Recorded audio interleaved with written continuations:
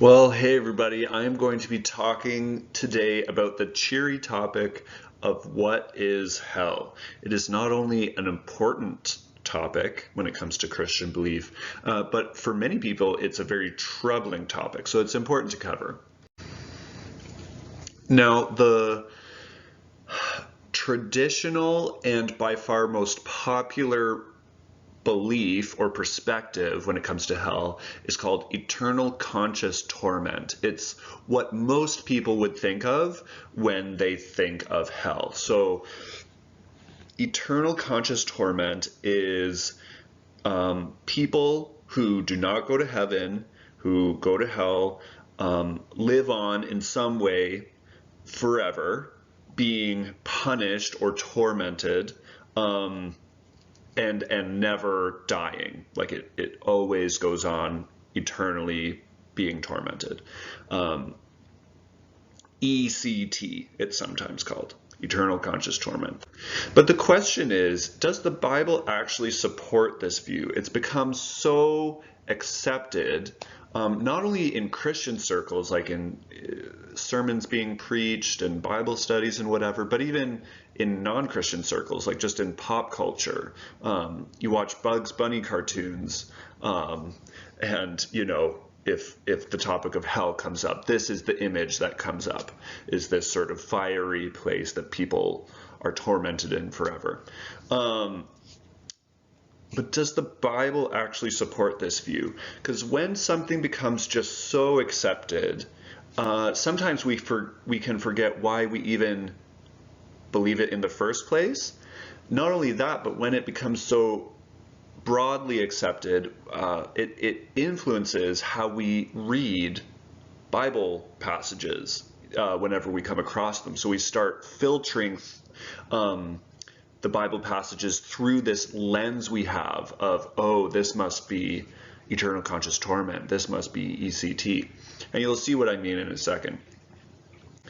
So I want to walk us through some of the major Bible passages that people would use to support eternal conscious torment, and we're going to weigh them. We're going to see, does this passage actually support ECT or does it not? And I think a good way of measuring whether it's evidence for it or not is if a passage has these three components. So is it talking about a conscious human? So conscious being the second check mark there. Is it a conscious human being tormented, which is the third check mark, eternally, forever, which is the first check mark? If it has all of those three things in the passage, then we'll say, yes, that counts as a piece of evidence for ECT. Okay? Let's dive into the first one. Okay, number one, Revelation 21:8. But as for the cowardly, the faithless, the detestable, as for murderers, the sexually immoral, sorcerers, idolaters, and all liars, their portion will be in the lake that burns with fire and sulfur, which is second death. So the question is, does this talk about anything eternal? Does it talk about conscious humans, and is it talking about torment? And really, the answer is no. It's not talking about anything that happens forever, eternally. It doesn't even talk about these humans staying conscious or alive.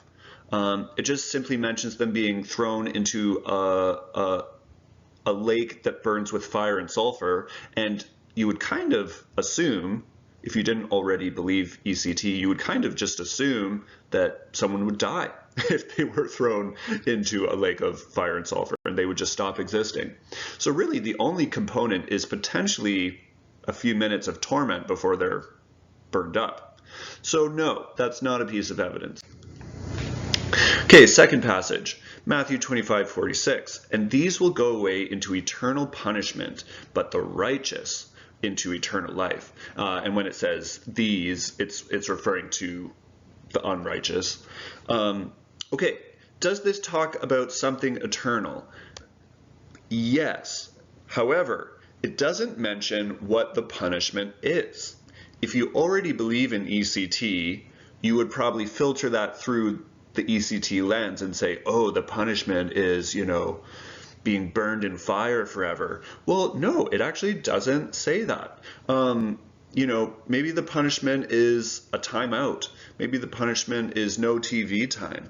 Maybe the punishment is actually just permanent death, ceasing to exist. Because really the contrast here is the righteous go to eternal life. So maybe the unrighteous go to eternal death, like they just don't exist. So it's not clearly talking about conscious humans, and it doesn't mention torment. So no, that's not a piece of evidence. 2 Thessalonians 1:9, they, the unrighteous, will be punished with everlasting destruction and shut out from the presence of the Lord and from the glory of his might. So does this talk about something eternal? Yes. However, again, it's everlasting or eternal destruction. And the word destruction, you would think means, again, eternal death or just not existing, being wiped out so that you don't exist anymore. It's not talking about humans that are still alive or conscious, and it's not necessarily talking about humans who are being tormented or tortured in any way. So no. Matthew 13:41-42, the Son of Man will send out his angels, and they will weed out of his kingdom everything that causes sin and all who do evil. They, the ones who do evil, will be thrown into the blazing furnace where there will be weeping and gnashing of teeth. So it does mention torment, or at least some sort of suffering, because there's weeping and gnashing of teeth. And at least for that period of time that the weeping and gnashing of teeth is happening, these are clearly conscious human beings. But it does not say that this will happen forever. Again, the assumption, unless you already believe ECT, if you're just sort of coming at it neutrally, the assumption is that if you're thrown into a blazing furnace, you burn up and you stop existing. So it's not talking about anything eternal, and therefore, no, it's not a piece of evidence. Jude 1:7, in a similar way, Sodom and Gomorrah and the surrounding towns gave themselves up to sexual immorality and perversion. They serve as an example of those who suffer the punishment of eternal fire. So, it does mention something eternal, but no, it's not. The thing that is eternal is not the torment of conscious humans. What it says is eternal is the fire. And as we've said before, if someone is thrown in fire, our natural inclination would be to think they just burn up into nothing. Okay, this last one is a doozy, okay? Revelation 14:9-11.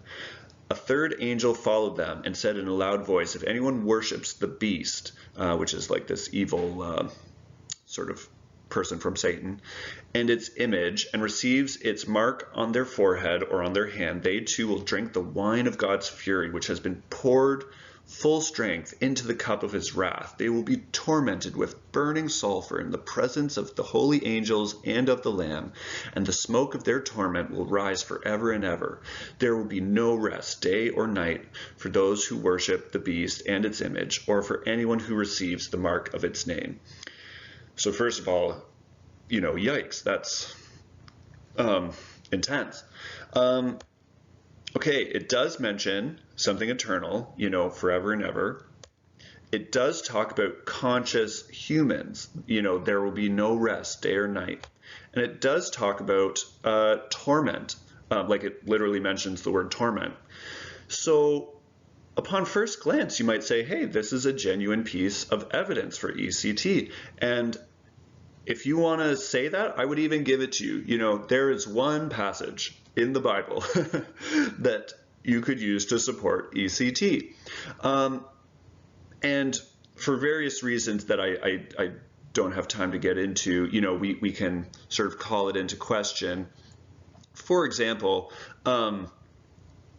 this is in the book of Revelation, so if you're going to take something literally and turn it into a doctrine, what about the other places in Revelation where it's talking about seven-headed dragons and a sword coming out of Jesus's mouth? Like Revelation, you just have to be careful because it's so full of imagery and metaphor.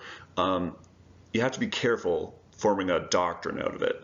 And then there's also just questions like, they will be tormented with burning sulfur in the presence of the holy angels and the Lamb. So, you just start asking like, do you actually believe that these people being tormented will be like in heaven in the presence of Jesus?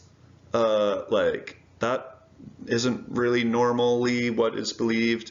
And then even in the book of Revelation itself, it gives other images for sort of the final fate of the unrighteous that aren't the same as this. So it just calls into question, I think, is this supposed to be like a literal doctrine, or is this just sort of a image in the style of Revelation about not a literal doctrine, if that makes sense. Okay, so overall, maybe we have one passage in the whole Bible that clearly or even potentially supports ECT. And the question is there a different perspective on hell that has more biblical evidence to support it? Because let's be honest, ECT is a horrifying doctrine or belief. Like it's just, there's nothing more terrible than ECT. And so, if there's another perspective with more biblical evidence to support it, we want to know about it. And that's going to be my next post on the subject of what is hell. So stay tuned.